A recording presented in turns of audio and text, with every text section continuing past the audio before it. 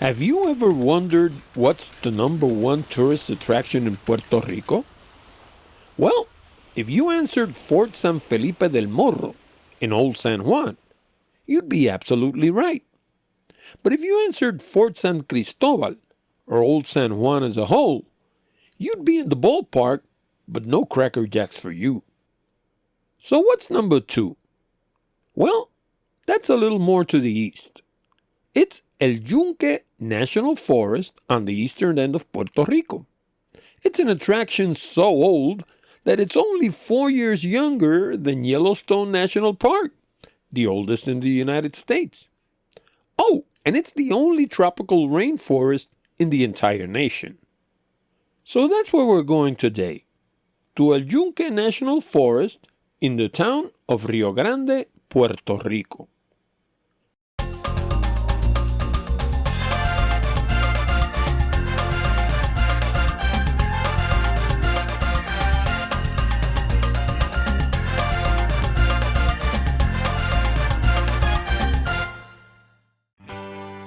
Maybe you're wondering, if El Yunque is so important, why have I ignored it for over 10 years when I've covered every single town around it?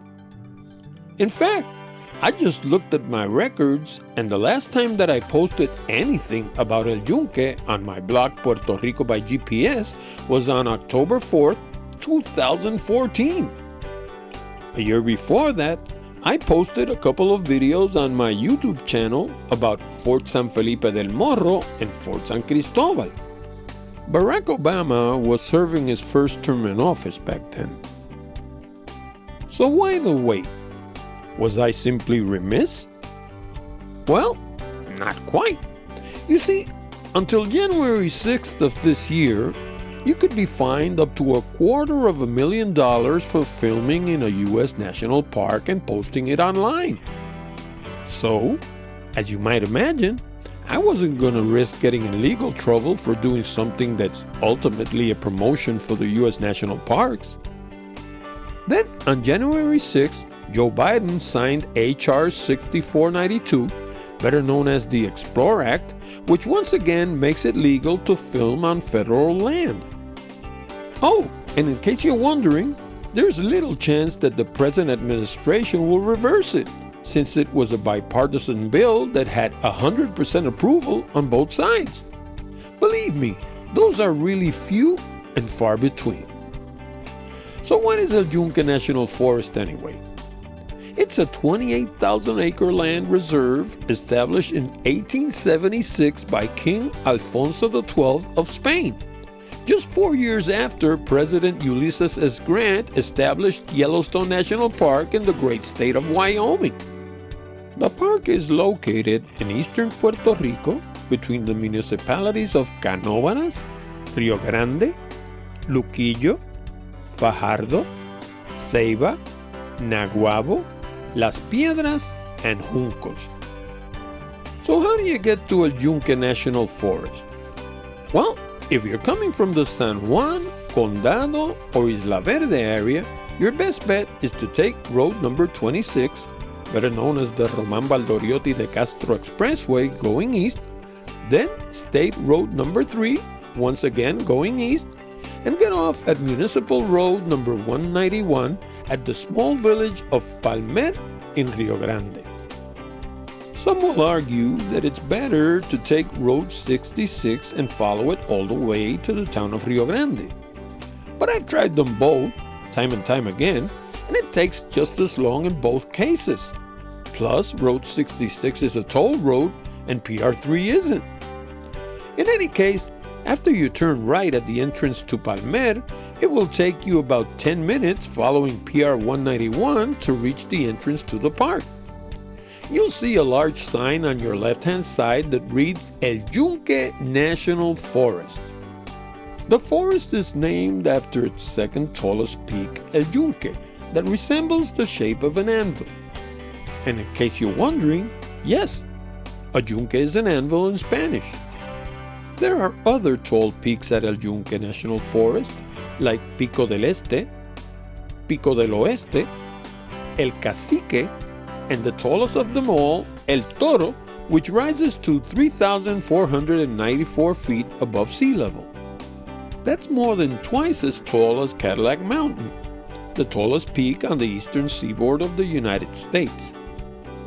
El Yunque also receives lots and lots of water, almost 20 feet of it yearly. This makes for a jungle-like environment where rivers, waterfalls, ferns, giant trees, lush foliage, and crags are commonplace. It is said that Puerto Rico's Taíno natives thought of El Yunque as the throne of their chief god Yokahu. So that would make El Yunque National Forest the Caribbean equivalent of Mount Olympus in Greece. And guess what else El Yunque National Forest is great for? It's the perfect place to get lost, and people do so on a regular basis. Thankfully, most of them are found, but others aren't so lucky. So why am I telling you this? It's not to discourage you. It's not to rain on your parade. Pardon the pun. Quite the opposite. It's to encourage you to stick to the trails. After all, they're there for a reason, to guide you in and out of the wilderness safely. Hey, maybe you'll feel like I'm babying you, but it's like the walls in old San Juan. People are told every day not to walk on the walls, and yet they walk, fall several stories, break their legs, if they're lucky, and ruin the holiday for them and their party. So don't become a statistic. Stick to the trails. There are many attractions to explore at El Yunque National Forest. Yet, for many, the most appealing of them all is closed. It's called La Mina, and it's a beautiful waterfall about a half a mile down mountain that has been inaccessible since Hurricane Maria hit the island on September 20th, 2017. But the fact is that the entire park is an attraction. Everywhere you look, there's wildflowers, insects, rare plants, thousands of birds, water features, giant boulders, old growth trees. The list goes on and on.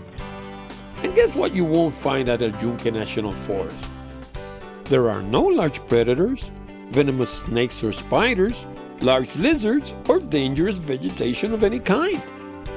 This doesn't mean, by the way, that there won't be in the future, because irresponsible parties have brought boa constrictors, pythons, alligators, and exotic birds to the island, and they've all ended up in the wild. But those have been mainly caught in the western half of the island. So far so good for El Yunque National Forest. When you arrive at El Yunque National Forest, you'll find the visitor center on your right-hand side. However, according to the park website, the center is supposed to be open from 8 a.m. to 4:30 p.m., when in fact it opens at 9. And no, it wasn't a daylight saving thing, because Puerto Rico doesn't have that. In any case, I decided to visit the rest of the park and show you the visitor center later. Little did I know that I'd have to pass on that too, but more on that in a minute. There are various things that you'll discover the minute you enter El Yunque National Forest. First, it's unlike anything else you'll find in the United States park system. The vegetation is denser, the temperature is hotter, and the humidity is through the roof. But did you know that El Yunque is not a national park at all? It actually belongs to the United States Forest Service, which in turn belongs to the United States Department of Agriculture. Now remember, I've been visiting El Yunque since I was 16 years old, and that was back in 1970.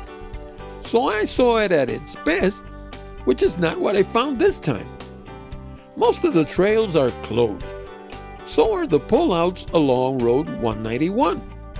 That means that it's close to impossible to find a legal parking spot. Meanwhile, local cops make easy prey of those that park along the road. And the rangers? Very well, thank you.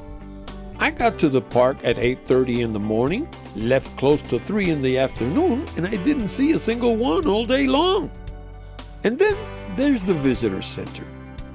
I don't mean to brag, but my wife and I have been to 22 U.S. national parks so far and over 50 state parks, and I've never paid to enter a visitor center.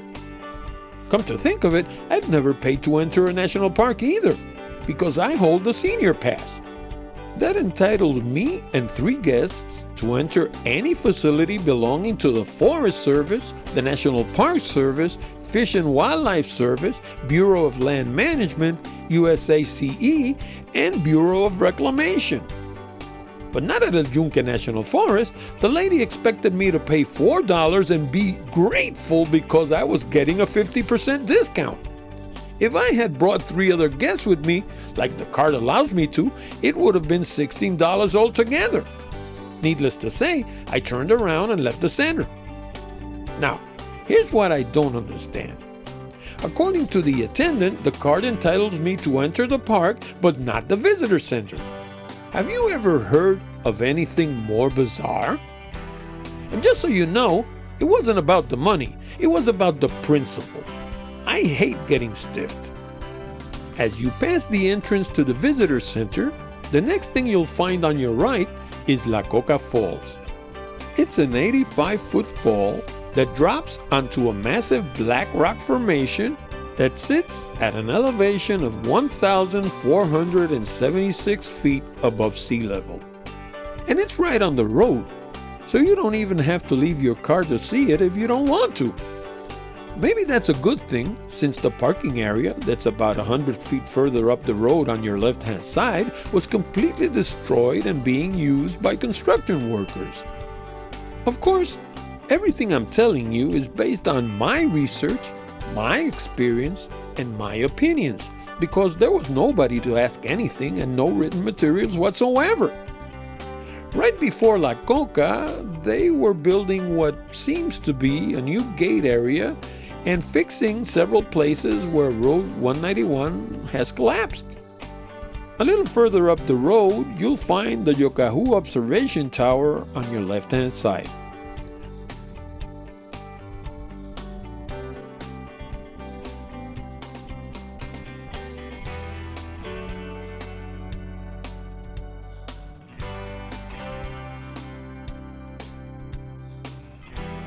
On a clear day, you can see all the way from the municipality of Rio Grande to the town of Ceiba, including the island municipalities of Vieques and Culebra and several smaller islands along the Fajardo coast.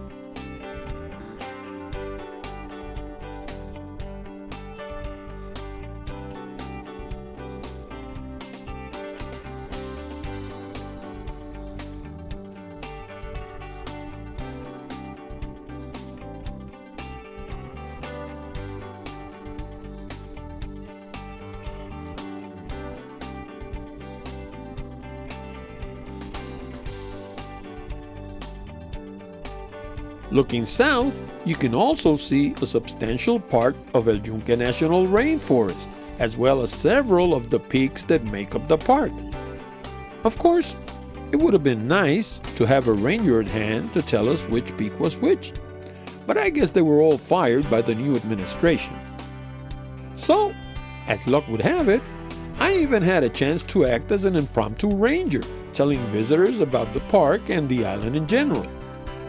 The tower is 69 feet tall, just short a foot to be 70, and has 98 steps to the top, just 2 steps shy of 100. I wonder if Dr. Frank Wadsworth designed it that way, or if it was just by pure chance. You can see 4 kinds of forests from the top of Yokahu Tower: Colorado, Tabonuco, palm, and cloud forest. And again, it would have been great to have a ranger around because I certainly couldn't tell them apart. In any case, the views from Yokahu Tower are simply jaw-droppers. But don't believe me, just climb it yourself and look at the people's faces. They tell the story all by themselves. Leaving the Yokahu Tower, I drove about a minute up Road 191 to a place that used to be my little secret when I was a young man. It's called Juan Diego Falls, and it's not obvious from the road. It's a two-level fall that's about 200 yards from the road. There's a rustic trail paved in rocks that leads straight to the base of the falls. Oh, and it can get quite slippery when it's wet. Next to the falls, there's a clearing where my friends and I would place lawn chairs, a cooler, and a grill and spend the day. Well, our little secret is out. When I got there were dozens of people bathing under the falls, shooting selfies, and just hanging out under the tree canopy. And as luck would have it, I once again ended up acting as an impromptu ranger, as people started asking me if there was a way to get to the second falls. I told them what I'm going to tell you. There's a dangerous way, and there's a more dangerous way. I guess that would be dangerouser? Nah. The dangerous way was how my friends and I used to do it. We used to tie a rope to one of the trees and walk across the top of the bottom falls. Then we would climb to the top falls. The more dangerous way is a trail on the right-hand side of the bottom falls that's slippery even on good days.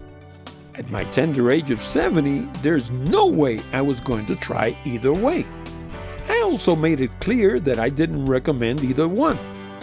So I walked back to the road and drove to Baño Grande, a giant pool built in 1936 and closed in 1968 over safety concerns.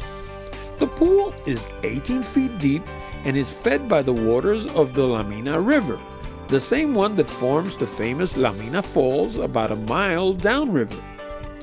Today, Baño Grande is just a place to hang out, enjoy the environment, and strike up a conversation like I did. For over an hour, by the way, with a gentleman from Boston.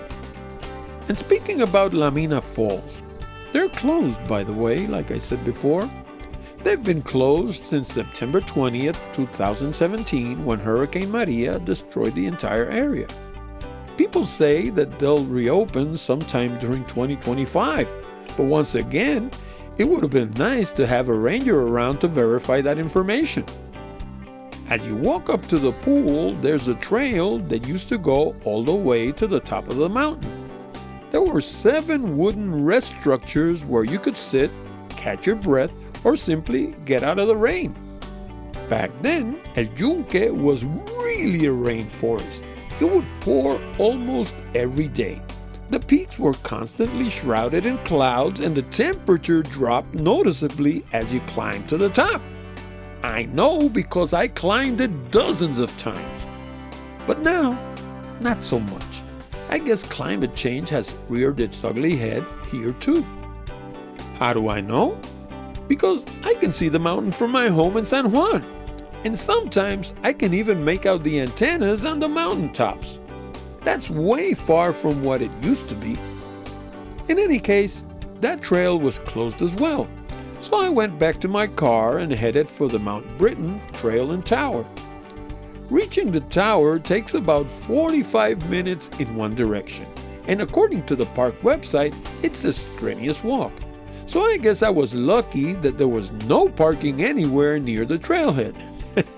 Believe me, I went around twice. As I finished the second circuit, I headed down the mountain. There were cars everywhere, parking nowhere, and cops preying on all those poor souls that parked by the road. It took me about 20 minutes to get off the mountain and park by the Mameyes River.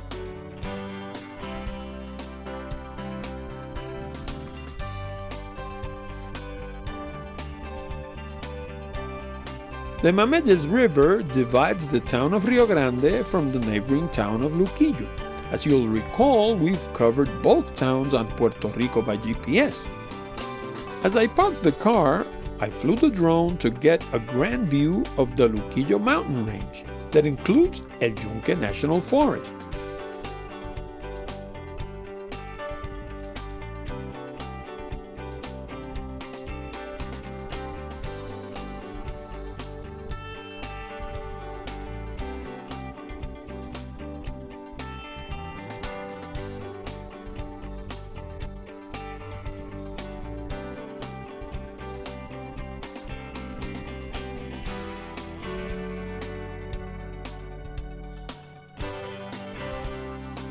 By the time I put down the drone, it was almost 3 in the afternoon, so I headed for San Juan. And talking about San Juan, if you're planning to visit the old city, save yourself the hassle of traditional city tours. They're expensive and you'll be herded along with people that won't necessarily share your interests. Instead, order the Old San Juan Walking Tour. It's packed with useful information about all the main attractions, as well as every GPS coordinate and 2 hours of exclusive online video. That way, you'll be able to visit before you visit and hit the ground running when you arrive in the old city. See you next time.